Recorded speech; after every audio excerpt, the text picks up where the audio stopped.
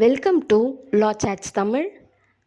இன்றைக்கி நம்ம பார்க்க இருக்க கேஸ் லா கிளாஸ்கோ கார்ப்பரேஷன் வெர்சஸ் டெய்லர் இன் 1992. இந்த கேஸில் ஒரு 7 வயசு பையனோட அப்பா தான் இந்த கேஸை ஃபைல் பண்ணியிருப்பாங்க.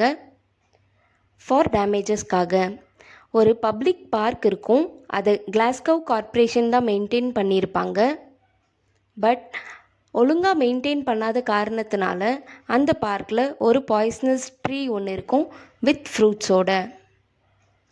ஈவன் தோ அந்த பார்க்கில் இருக்க டிஃபெண்டண்ட்டான கிளாஸ்கோ கார்ப்பரேஷனுக்கு அது பாய்ஸ்னஸ் ட்ரீன்னு தெரிஞ்சும் கூட எந்த ஒரு டேஞ்சர் சைன் போர்டும் வச்சுருக்க மாட்டாங்க.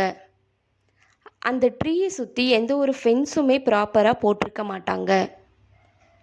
அந்த 7 வயசு பையன் டெய்லி விளையாட வர்றது மாதிரி ஒரு நாள் விளையாட வந்து அந்த பாய்சன்ஸ் ட்ரீயில் இருக்கக்கூடிய ஃப்ரூட்டை சாப்பிட்ருவாங்க அண்ட் அவங்க இறந்தும் போயிடுவாங்க. இந்த கேஸில் யார் லயபிள்னு கண்டுபிடிச்சிருப்பீங்கன்னு நினைக்கிறேன். ஆமாங்க, இந்த கேஸில் கிளாஸ்கோ கார்ப்பரேஷன் தான் லயபிள். அவங்களோட டியூட்டி ஆஃப் கேர்னாலையும் நெக்லிஜென்ஸாலையும் தான் இந்த இழப்பு ஏற்பட்டுச்சு.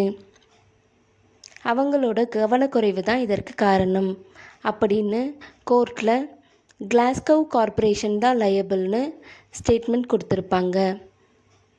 தேங்க்ஸ் ஃபார் வாட்சிங்.